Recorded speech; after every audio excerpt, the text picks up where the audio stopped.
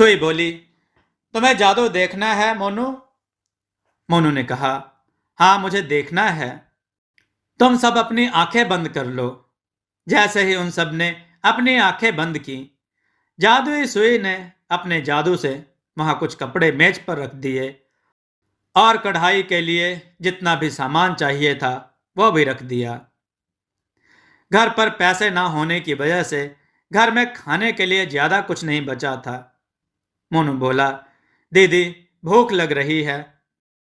गंगा जैसे ही किचन में गई, उसे पता चला खाने को तो बहुत कम है, इतने में कुछ भी नहीं हो पाएगा किसी का। अब जैसे ही जादुई सुई किचन में जाकर देखने लगी कि खाने के लिए कुछ भी नहीं है, तो अपने जादू से सारा राशन भर देती है और बहुत सारा खाना जमीन पर लगा देती है। मोनू बोला, इतना सारा खाना, आज तो बहुत मजा आएगा। सुई ने कहा, जल्दी जल्दी खा लो, इसके बाद हमें काम भी करना है। सबके सब भरपेट खाना खाते हैं। खाना खाने के बाद सबके सब काम करने के लिए मेज के सामने खड़े हो जाते हैं। इसके बाद गंगा अपने मन में जो जो डिजाइन सोचती है, जादुई सुई वैसे ही डिजाइन कपड़ों पर बनाने लगती है। रात तक सारे कपड़े तैयार हो जाते हैं। अगली सुबह गंगा बाजार जाती है। एक अच्छी सी जगह देखकर वहां पर अपना सामान लगा देती है। गंगा बोली, आइए आइए, यहाँ देखिए कितने अच्छे अच्छे कपड़े हैं। ऐसी कारीगरी आपने कभी नहीं देखी होगी। देखना बिल्कुल मुफ्त है। जो भी आएगा खुद को निराश नहीं पाएगा। एक बार जरूर आएं। दो औरतें आपस में बातें करते हुए, चले क्या, एक बार देखते हैं ना कैसे कपड़े हैं, देखने में क्या दिक्कत है, अब चलो ना। दोनों की दोनों गंगा के सामने आ जाती हैं। गंगा बोली, आइए ना, ये देखिए। पहली औरत बोली, अरे ये तो कितना सुंदर है, तू देखना। दूसरी औरत बोली, अरे हाँ, यह तो बहुत सुंदर है। ऐसा करो, मुझे एक जोड़ी दे दो। धीरे धीरे वहां के सारे कपड़े बिक गए। काम खत्म होने के बाद गंगा अपने घर लौट गई। मोनू बोला, कैसा गया आज का दिन? गंगा ने कहा, आज तो कमाल हो गया। इतने सारे लोग इतने सारे लोग थे कि सामान कम पड़ गया। पता है, उन्हें हमारा काम बहुत पसंद आया। वो बस मांगते ही जा रहे थे। हमें बस आगे भी ऐसे ही मेहनत करनी होगी। गंगा दिन रात मेहनत करने लगी। कुछ महीने में गंगा ने अपने लिए एक दुकान खरीद ली और उस दुकान से जितनी भी कमाई होती, उससे गंगा ने घर खरीद लिया। तीनों वहां खुशी से रहने लग गए। एक दिन गंगा की दुकान पर एक औरत आई। औरत ने कहा, आपका नाम गंगा है क्या? मैं आपका काम देख मैं आपका काम देख सकती हूँ। गंगा बोली, हाँ जी बिल्कुल। गंगा इस औरत को अपने कुछ काम के नमूने दिखाती है। औरत ने कहा, यह सब तुमने कहाँ से सीखा? गंगा बोली, मैंने यह सब खुद से ही सीखा है। औरत ने कहा, वाह, तुमने तो बड़ी कम उम्र में पक्का काम सीख लिया है। गंगा ने कहा, हाँ जी। औरत बोली, हमें 130 सेट चाहिए। क्या आप हमें एक हफ्ते में ये ऑर्डर पूरा करके दे सकती हैं? गंगा बोली, ठीक है। औरत ने कहा, हमारा बिजनेस बहुत टाइम से अच्छा नहीं चल रहा। अगर आप हमारी मदद करेंगे तो हमें अच्छा लगेगा। शायद हमारे बिजनेस को मदद मिलेगी। मैं एक हफ्ते बाद आती हूँ। आपके पास कल सारा मटेरियल पहुंच जाएगा। गंगा बोली, ठीक है। सभी ने मिलकर एक हफ्ते में ऑर्डर कंप्लीट कर दिया। औरत ने कहा, नमस्ते, ऑर्डर पूरा हो गया क्या? गंगा बोली, हाँ जी, पूरा हो गया। बस हम आपका इंतजार कर रहे थे। औरत बोली, सारा सामान ठीक से पैक कर दिया है ना? हाँ जी। औरत बोली, यह लीजिए आपकी पेमेंट। इसके बाद औरत सामान लेकर चली जाती है। जो मैनेजर पहले गोपाल की दुकान पर आया था, वो मैनेजर इसी औरत की कंपनी में काम करता है। औरत बोली, ये लो, इस बार हम जितने भी लहंगे डिजाइन करेंगे इन्हें कपड़ों से करेंगे, इन्हें कपड़ों से करेंगे। मैनेजर बोला, मैडम, आप ये कपड़े कहाँ से लाई हैं? इनमें तो कितना बढ़िया काम किया हुआ है। मैडम बोली, मेरी मौसी की बेटी ने इनसे कपड़े खरीदे थे। जब मैंने उसके कपड़े देखे तो मैंने पूछा कि तुमने ये कहाँ से सीखा? तो उसने मुझे उनका पता बताया। फिर मैंने वहां जाकर उनको हमारे लिए 130 सेट पूरे डिजाइन करने का ऑर्डर दिया। मैनेजर बोला, मैडम, आप क्या हमें उनसे मिलवा सकती हैं? आगे से जितना भी काम होगा खुद जाके कंप्लीट कर दूंगा। मैडम बोली, ठीक है, मैं कुछ दिनों बाद दूसरा ऑर्डर देने के लिए उनके पास जाऊंगी, तब तुम हमारे साथ चलना। कुछ दिनों बाद मैडम और मैनेजर दोनों के दोनों गंगा से मिलने उनके दुकान पर जाते हैं। दोनों कार से उतरते हैं। उसके बाद वो औरत गंगा की दुकान में काम करने वाले एक आदमी से कहती है, मैडम बोली, गंगा को बुलाना। गंगा बाहर आती है।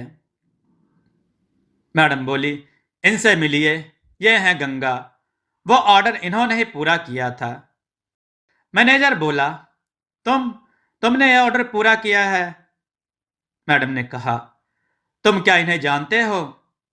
मैनेजर बोला, हाँ मैडम, उस दिन जो हमारी कंपनी का बहुत बड़ा लॉस हुआ था इन्हीं की वजह से हुआ था।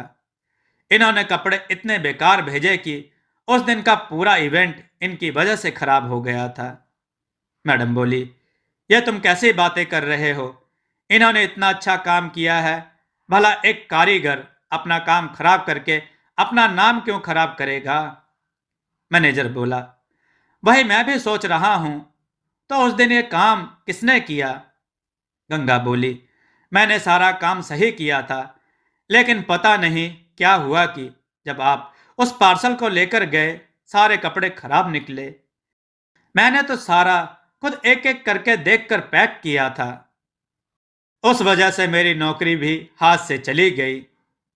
मैनेजर बोला, मुझे माफ कर दो, हमें उस दिन इतना बड़ा लॉस हुआ कि गुस्से में मैंने तुम्हें बहुत भला बुरा कह दिया। उस दिन मैंने गोपाल को भी बहुत कुछ सुना दिया था। मुझे उससे माफी मांगनी चाहिए। मैं आज ही उनसे माफी मांगने जाऊंगा। तुम भी चलो। सबको यह बताना जरूरी है कि उस दिन गलती तुम्हारी नहीं थी। मैडम ने कहा, हाँ गंगा, तुम्हें जाना चाहिए। जिसने यह गलत काम किया है उसे यह सजा मिलनी चाहिए। गंगा और मैडम और मैनेजर तीनों के तीनों गोपाल के कारखाने में जाते हैं। गोपाल बोला, आप सब यहाँ? मैनेजर ने कहा, मुझे माफ कर दो गोपाल, मुझे आज पता चला कि उस दिन गलती गंगा की नहीं थी। किसी ने जानबूझकर वो कपड़े खराब किए थे, लेकिन वो कौन था वो सब मुझे नहीं पता। लेकिन तुम्हारे लोगों में से ही कोई है। गोपाल ने कहा, उस दिन आखिर में कौन गया था? मालती बोली, गंगा के जाने के बाद मैं और रानी ही बचे थे। उसके बाद आपने मुझे मार्केट भेज दिया था। उस दिन तो मुझे लगता है रानी ने ही ताला लगाया था, इससे ज्यादा मुझे नहीं पता। गोपाल बोला, अगली सुबह सबसे पहले कौन आया? कर्मचारी ने कहा, रानी ने शाम को ताला लगाया था, इसलिए मैंने जल्दी आकर सुबह ताला खोल दिया।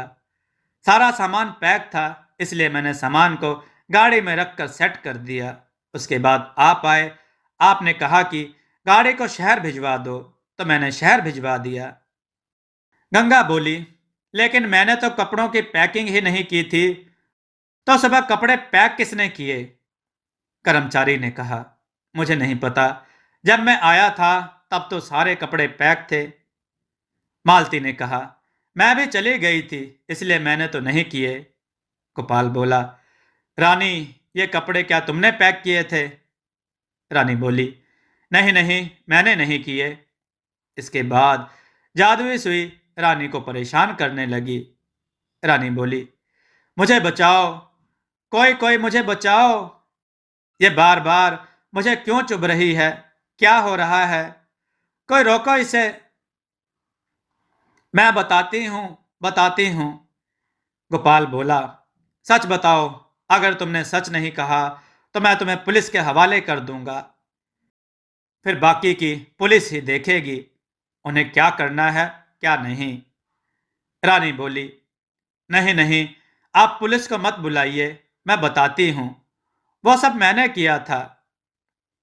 गोपाल ने कहा, लेकिन तुमने वह सब क्यों किया? रानी बोली, इस गंगा की वजह से जब देखो तब सब इसकी तारीफ करते रहते हैं, यहां तक कि मेरी दादी भी। उनके लिए तो उनकी असली पोती यही है। मैं नहीं जानती, जब देखो परेशान करके रखा हुआ था। इस सुई में धागा डाले तो वो, और हम चाहे जितना मर्जी काम कर ले, कोई हमारी तरफ देखता ही नहीं था। इसलिए मैंने उस दिन गंगा और मालती के जाने के बाद इसके कपड़े खराब कर दिए और पैकिंग करके रख दिए। गंगा बोली, तुम्हें शर्म नहीं आई रानी? तुम्हें पता है, मेरे पास केवल एक ही यही नौकरी थी जिससे मैं अपना घर चला रही थी। नौकरी जाने के बाद मैं और मेरा भाई सड़क पर आ गए थे। क्या करते हम, एक बार भी नहीं सोचा तुमने? तुम इतनी मतलबी कैसे हो गई? मैनेजर बोला, मैं तो कहता हूं इसे पुलिस के हवाले कर देते हैं, धोखाधड़ी के आरोप में। गंगा ने कहा, नहीं, जाने दो इसे। अगर इसे जेल में भिजवा दिया तो दादी अकेली रह जाएगी। इस उम्र में इतनी परेशानी वो नहीं झेल पाएंगी। उनके काफी कर्ज हैं मुझ पर, उनके लिए इतना तो मैं कर ही सकती हूं। हाँ, और यह गंदी सोच अपने दिमाग से निकाल देना रानी। आज तो बच गई, अगर अगली बार नहीं बची तो जिंदगी भर खुद को कोसती रहोगी।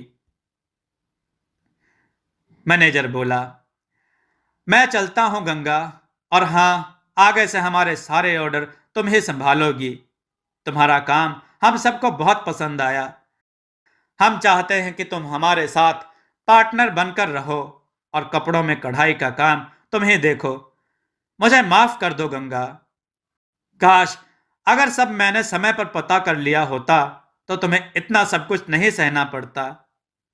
गंगा बोली, कोई बात नहीं, अगर उस दिन वो सब नहीं होता तो मैं आज जिंदगी में इतनी खुश ना होती। भगवान ने इन सब से मुझे एक मौका दिया ताकि मैं खुद के लिए कुछ अच्छा कर सकूं। उसके बाद सभी अपने घर लौट जाते हैं। गंगा भी मेहनत करती है और धीरे धीरे सभी अपना जीवन खुशी से बिताने लगते हैं। दोस्तों, आपको यह कथा कैसी लगी? अपने विचार और सुझाव कमेंट में जरूर दें। हमारी कथाओं को लाइक करें, हमारे चैनल को सब्सक्राइब करना न भूलें। हमारी कथाओं को शेयर जरूर करें जिससे लोगों को अच्छा ज्ञान प्राप्त हो। जय श्री राम भक्तों।